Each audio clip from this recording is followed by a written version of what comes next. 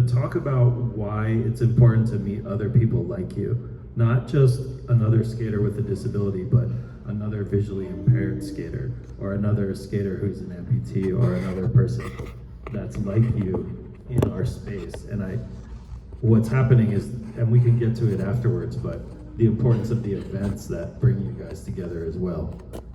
Maybe you want to start, Justin?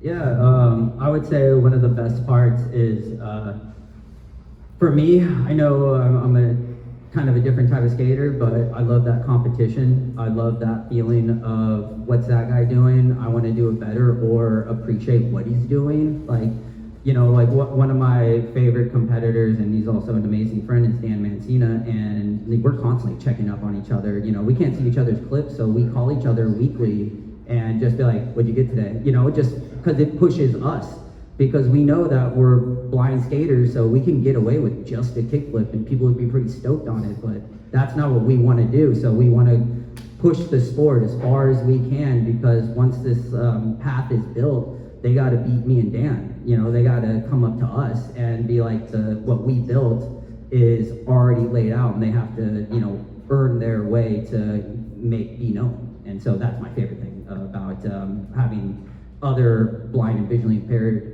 skaters in the sport. Plus, if it's just me, if it's just Dan, then it's just a gimmick. If there's a whole community out there, then it's a family, it's a sport, it's a whole event. So that's, the more the merrier. That's why we always want more. We want this in the Paralympics. Yeah, and how about, maybe I'll add this, you know, touch briefly, it can be for all of you can do this, but touch briefly on, you know, if somebody is out there somewhere in the world, you know, prior to social media, they may not have known other visually impaired skaters existed, or that it was possible, or that there's a beeper they can get. You know, talk about the importance of, or even a young kid who might not be able to see might say, oh, I can skateboard, I can do this. Like, talk about, I guess maybe the role model and the influential part as well. Yeah, I'll add on to it is, it's a responsibility that I don't take lightly. It's something that I didn't know I could return to skateboarding. It was just my determination for an addiction of skateboarding that I loved and wanted to return. So, but if I had, like, when I could see and I knew there was other blind skaters out there, I don't think I would have quit when I went blind. And that's my biggest regret, is that I quit skateboarding when I first lost my sight, when really, if I didn't quit, it would have made my transition into going blind so much easier, because I would have held on to a passion that I love, instead of just throwing my one identity out that made me me with skateboarding. And like almost overnight, I lost that identity and I lost being able-bodied, and so I was like, who am I? So yeah, I think having role models out there that look like you, do what you do, or do what you want to do, can definitely make it easier when you want to get on that road of you know, any kind of sport, any kind of activity. Oscar, your origin story is pretty much that of, like, you know, you saw John Comer, he was like you, yeah, and you didn't really know that existed, and here you are. So, yeah. I mean, I think that's been a very important thing for you. It has. And first off, Justin, don't give away my secret of riding on kickflips all the way to the X Games. No, it really is. I mean, all jokes aside, like, representation matters. And I think we've seen in the skate industry recently over the years, with the adaptive group is the last marginalized group that hasn't got that opportunity. We've seen, you know, the influx of women skateboarders and professionalism. Same with the LGBTQ plus community. You know, I think it's, you know, adaptive's turn, and I always challenge the skate industry to put on people, and people are doing it. Like Justin's, you know, sponsored, you know, gets a paycheck, stuff like that. You know, Felipe Nunez on the cover of Thrasher, like, that's sick. Like, I don't know if he's the first ever adaptive on the cover, but he is. Okay, so yeah, so like we're hitting the milestones, but there's a plethora of other unknown adaptive skaters out there in the country and globally that, you know, people are sleeping on. So I think it's very important to just have that reputation, because like myself, like I saw John, who was older than me, that representation matters and that inspiration matters to the younger generation of adaptive people out there and kids out there, especially that are kind of maybe have experienced what we've experienced, of like not knowing what sport to do, or if I want to be active, what can I do, or even just having that notion of like, oh, I'll never be able to do that because it's a skateboard. It's like, no, you can probably do it. Yeah, Justin mentioned the Paralympics, and as far as competition goes, I think you could probably describe this pretty well, but also talk about the need for more participants in each adaptive category, let's say, to help grow competition and have enough skaters to hold competitions that are judged fairly and be able to eventually make the Paralympics. You can have the blind skaters not get in your way anymore. The All we line do is is sit. just stand there, man, runway, bro. Now there's still a lot of work to do. I mean, unfortunately, like I said, the adaptive skaters are scattered across globally. And the one thing I love about Justin, when I first met Justin, is his first question was like, how do I help the overall community and the scene grow? And he organized all the blind dudes and girls that skate, and they have their own event now. Like they're working on getting better visually impaired, like the beeper boxes built into skate parks already having designers think about that stuff, and that's amazing. That's kind of like, you know, pushing the envelope on that scale. But I think the skate industry and the society as a whole, just in terms of disabled people, they've always shunned it. Like, I'm older than the ADA Act of America, like, you know? So like, yeah. Like, so people like Judy, who recently passed away, and all the people, like, if you haven't seen Crip Camp, go watch that. Do your homework. Because disabled people and as a whole society have been shunned. So as skateboarders, we're being shunned by the skate industry, and I think those events are important to raise awareness and just to show that, you know, just because we look a little different doesn't mean like you should treat us like that.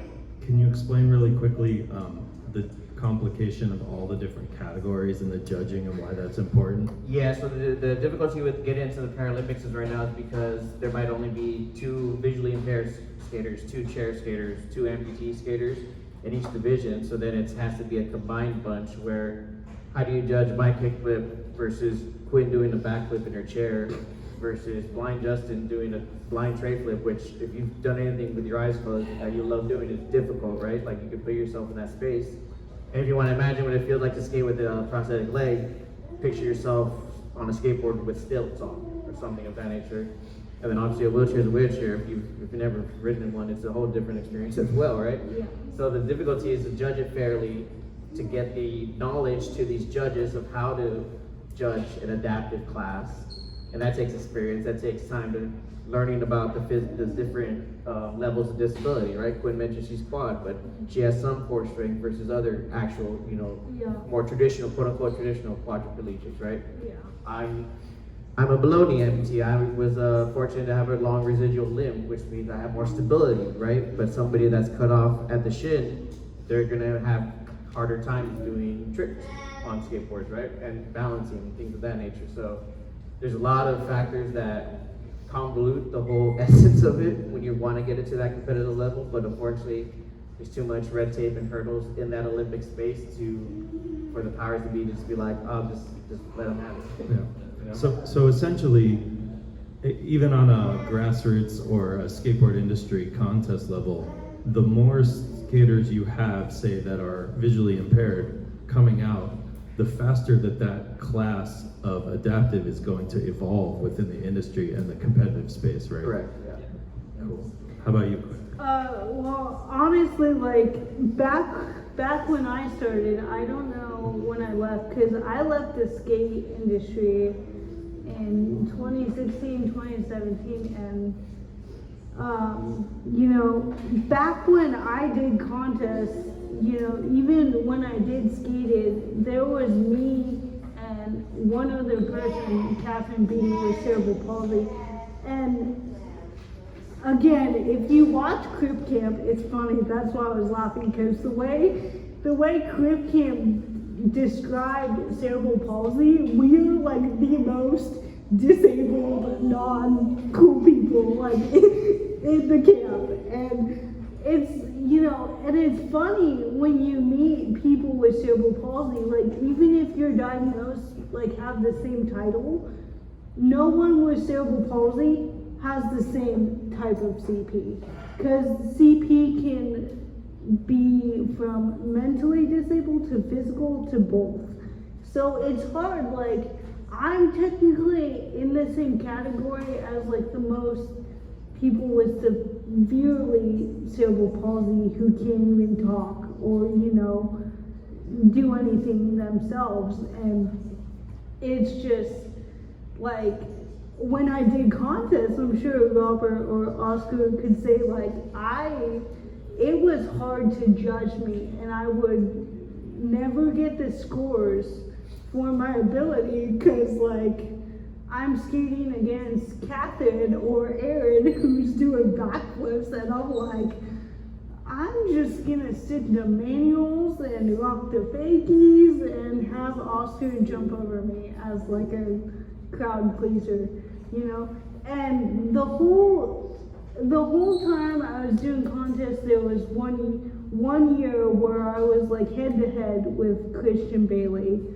and out in Texas, and I was just doing my thing. And it's really hard to like be a professional adaptive skateboarder and not be at the same level physically as most of these other skaters. Half the time Oscar would have to give me pep talks because I'd be like over in the corner, be going for like one stupid trick and not wheelie as far as I wanted, and like then I wouldn't make the finals and be like, why am I here? Like, you guys just want me here for my personality, and like, Well, that was true, yeah. but like, what Oscar had to keep reminding me of, he's just like, Quinn, like, even though you and Catherine like have the same disability, like you guys are not the same. Like she was more able, could push up a ramp and do all this stuff, and he had to keep reminding me, he's like, there's no one like you in this category. Like, you gotta stop, just do you. And then I did for a while, and then Oscar and I made Trans World because I made him jump over me like 30 times. Are you finding are there more people like you in the adaptive skate competitions? I'm sorry, surf, sorry. So there is still a handful of CP, but my division for adaptive surfing assisted prone, there's most of the time I compete with the guys because I'm the only woman in adaptive surfing, and so most of the time it's only me. And lately there's been more of a handful of women with cerebral palsy, but I compete against spinal cord and like triple amputees, and so what would you say, like the mobility level is different between a spinal cord and someone with cerebral palsy, because it's technically a birth defect or a brain defect. So I keep telling Oscar, I miss skating every day. I couldn't retire. I got sick of slamming my body into concrete, and Oscar and Robert can attest that I took the most gnarly falls, and Oscar cried a couple times. cried a couple times when I fell, but he would have to peel me off the cement. But if we ever go to the Paralympics, I miss skating, and I will gladly come out of retirement.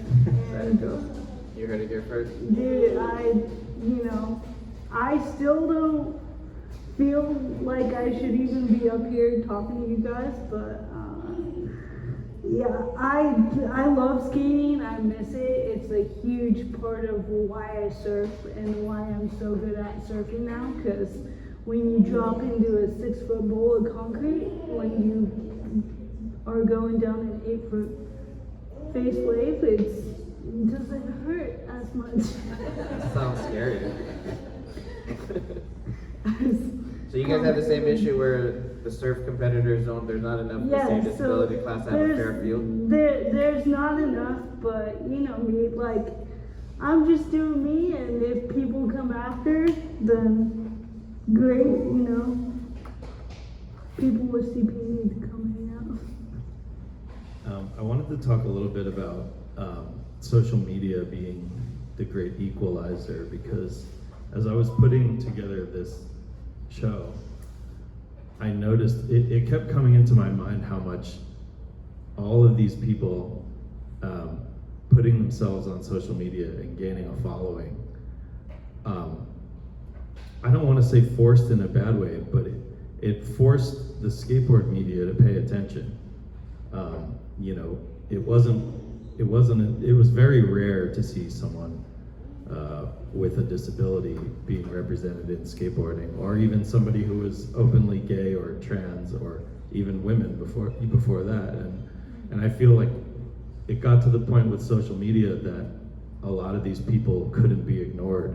And not only that, it opened people's eyes to how rad it is too. It's not that it was just, oh, we can't ignore these people anymore, we have to include them, but also it was like, this is really, really cool. I'm wondering how you guys feel about that, because in the last, like I said, in the last like 10 years, we've seen such an influx of adaptive skaters and queer skaters and female skaters, and I'm just wondering how you feel about social media's role in that, maybe compared to the traditional skate media. Oscar can go. Yeah, I think it's on Maybe I'm wrong. I don't know. You know No, what I mean? I think you're spot on. I think you're right. I think without that, we wouldn't be so advantageous to the community as it is right now. I think it's just on par. It's what, going back to what I talked about earlier, it's what the disabled community has been having to do for years, right? For like decades, centuries, like forcing the issue until it finally affects the congressman in Washington whose kid was born with Down syndrome. Then, you know, there's bills and laws get passed, right? I mean, I think just on par with it, because even right now, the wheelchair community, you gotta force the airline companies to stop breaking wheelchairs and traveling, right? Which I'm sure Quinn can attest to, and is an advocate for. Yeah, So I think it's on brand. It's just what we need, and you know, in the next century, there's gonna be whatever new platform that's gonna help force the issue for, you know, that generation of adaptive people. Justin? Yeah, my opinion on this is slightly the same, but a little different. I think it opened up the doors for all skateboarders. When I was coming up, you had to move to California if you wanted to pursue this as a career. And now you don't have to do that. I can stay in Vegas. I have friends that can stay in Texas, and they don't have to come out here anymore to, you know, pursue a sport that they love and do every day anyway. So I think it just opened up the eyes to, you know, kids in the, you know, Midwest that are just gnarly skaters and they didn't want to move to California. So I think social media did a great thing on that. And then on adaptive skaters, you know, I think it showed a lot of that companies might have been, you know, overlooking the adaptive skateboarding, the adaptive sport, because, you know, I'm also surprised on how many people follow me.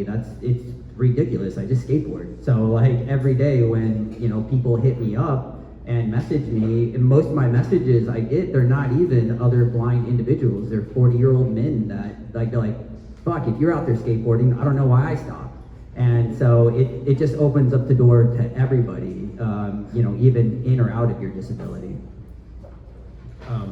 Yeah, something I thought was cool, Dan Mancina.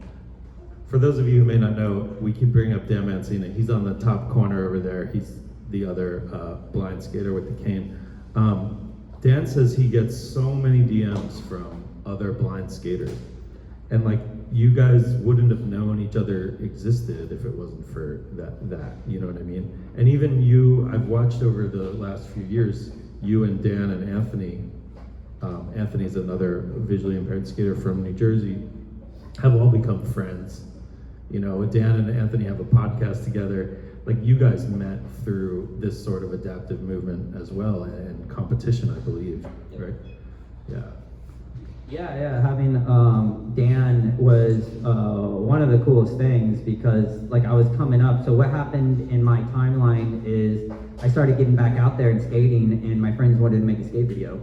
And so we made it, and Thrasher picked it up. They thought it was cool, and then I discovered everything else. I was like, oh, I'm not the only one. Like everyone else, you always think you're the only one, but just the only one in Vegas. And so having that connection with Dan has just been, it's been amazing. We've been navigating the skate kind of terrain together, how to deal with companies, what he says, and then I tell him what I use, and it's been a really good mutual friendship having him, and then we're on the same page as the more the merrier. So anytime, we also have a blind group message, and anytime anyone that's blind or visually impaired and they want to like connect with us, we just join them in the group, like we don't care.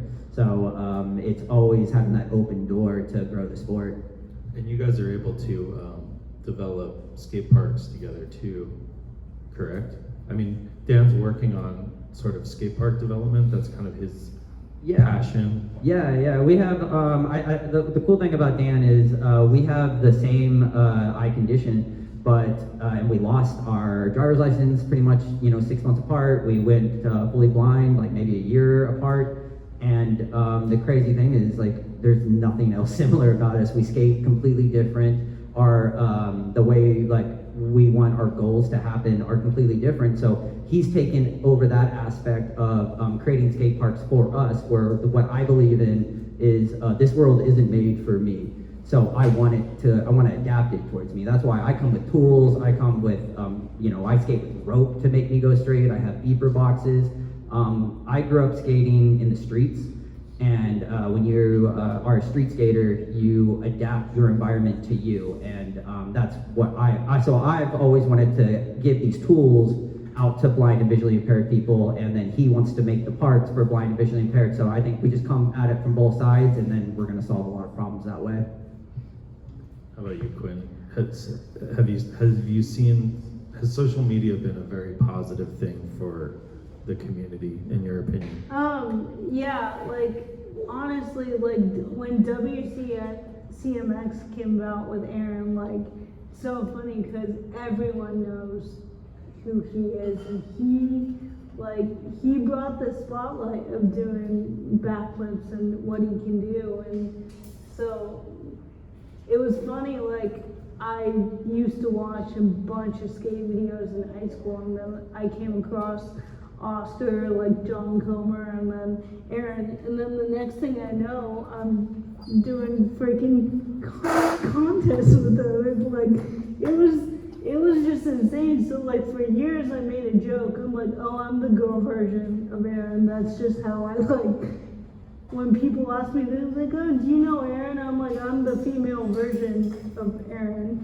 He had a green chair, so I got a pink chair, and all that. So it has helped tremendously, even in the surf world, but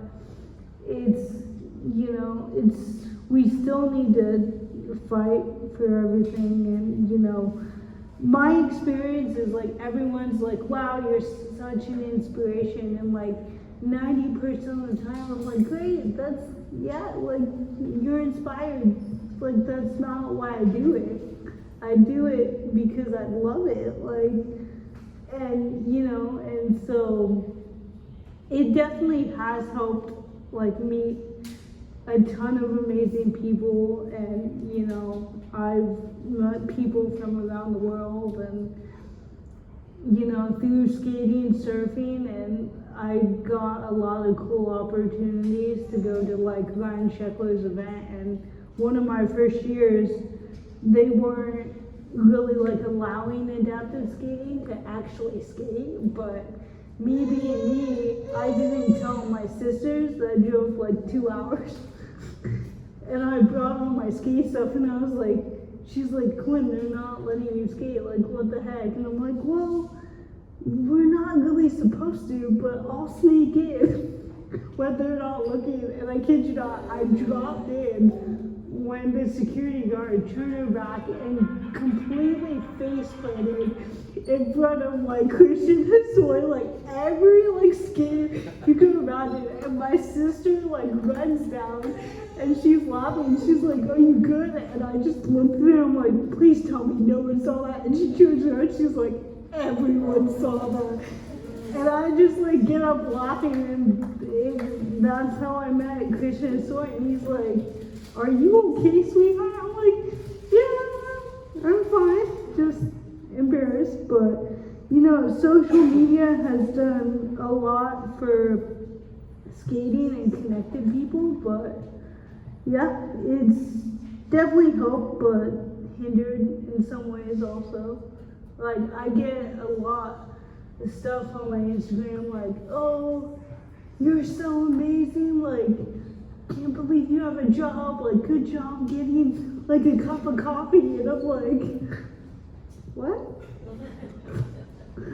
And I just laugh, I'm like, "Okay, you have no idea what I've done, but, you know, I'm gonna go surf or skate or work out or do whatever, you know, so."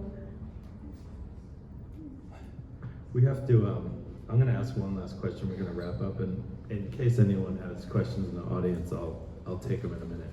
But what would you say is your hope for the future of adaptive skateboarding? Like, what do you wanna see? I'll go first.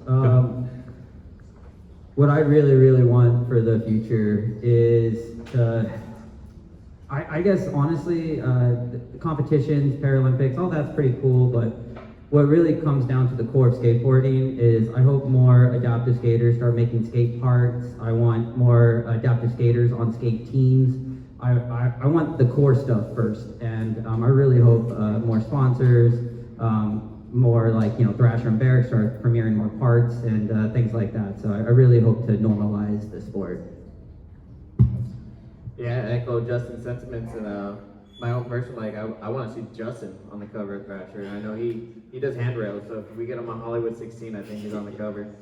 I have a corny ACL right now, so it's gonna be. Well, once you heal him. Yeah.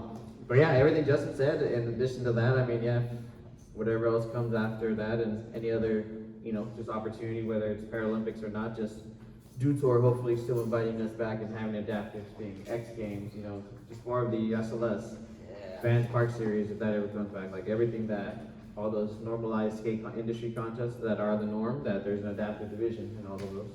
Well, yeah, I mean, we've seen the women's division has become completely normalized and a permanent part of that. So. Right. Yep. How about you, Quinn? What do you I want to see? second everything Justin and Oscar said. Like, you know, it should be normalized, and you know, even though what we do inspires a lot of people, that's not like why we do it. It's just a plus of, like, you know, especially the younger generation. Like, I am not that old, but you know, the younger generation of like adaptive kids, you know, they have all these connections and all these like great opportunities of like all these sports, and you know, I just want skating to be one of those sports to be like, hey, we have this figured out because we took the time, we went through it, we grew the sport, we got into where it is, to where, you know, able-bodied skateboarding is. And when you talk about adaptive skateboarding and then the female side of it, you know, back when I did it, it was only me and one other person, and, you know, but I also love sticking it to the guys 90% of the time. So, you know, I would love for there to be a lot more adaptive women in surfing and skateboarding, and so that's where I hope it goes. Yeah, and one thing I want to say, you know, there might not be a lot of people here. This might be new to a lot of people still, but you're basically looking at 3 people who are pioneers in this, 20 or 30 years from now, things are going to be very, very different, and the people up here are and the people on that wall are going to be part of history, essentially. Whether you believe it or not, whether you know it or not, these are pioneers right now. It's like, 15 years ago, the first guy talking about Bitcoin or something like that, when nobody cared, right? These people are pioneers, and that's why I admire them so much, and that's why they're on this wall, and that's why they're here. Is there anything anyone wanted to ask, or? Go ahead. Yeah, so what would be some advice that you want to give to like future prospecting adaptive skateboarders who want to follow in your footsteps? Cool. You want to go first, Quinn? Like, what was the question? Oh, sorry. He said, what would be some advice you would give to other adaptive skaters who want to follow the path that you guys have followed, who are maybe new or something? Honestly, I learned this the hard way. Like, first and foremost, you have to love skateboarding, like, for yourself. And, surround yourself with good homies that will peel you off the sidewalk and ollie over you when you force them to and not quit. But, love the sport, do it because you love it, and have good friends that will always have your back. And,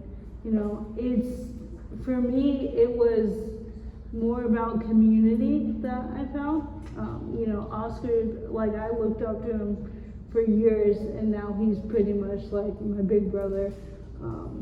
And, just love the sport, have good friends, and just grow with each other, vibe off each other, and get as many tricks as you can. My piece of advice would be to kind of like what Quinn said, you gotta first figure out if you love skateboarding, because skateboarding does hurt. You need to be passionate about it in order to continue once you hit those hurdles or those walls. But to also, like, whatever if their disability is, to research, because, like, we've made the mistakes already. Like, learn from us, like, learn what prosthetic equipment you'll need, what beepers you need, what devices, new technology might be out there that would be beneficial and make that learning curve a little easier. So, and it's just really, just have fun. Have fun's the biggest thing for sure. Yeah, my advice to any new adaptive skater is the same advice I give to any skater. It's just get out and do it. So many people hold back with, like, they just get stuck in their own brain, and there was like, maybe I don't have the right cane, maybe I don't have the right skateboard, maybe I don't have the right sound device or prosthetic. And I don't want anybody to ever get into that mindset. Just, if you don't have it, you'll figure it out. So get out there, start somewhere, get on your driveway, roll down on your butt, roll down, like, just be on a skateboard, be around it. It's one of the hardest questions to answer, because when I look back, and you might be the same way, Oscar, when I first started skateboarding, I was on a skateboard 6 hours a day for like 4 years. It was all of high school. So it's kind of just like, hopefully you get addicted to it. Anyone else? No? Okay. Thanks so much for coming. Thanks for you guys Yeah, coming. thank you so much for Thank having you, me. Robert. Yeah, you're so good.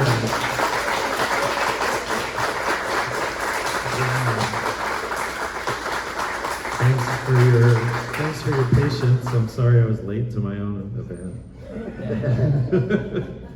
My calendar was wrong, but we've got most of it on film too, so we'll put it up on YouTube. So if anyone wants to watch it again or share it.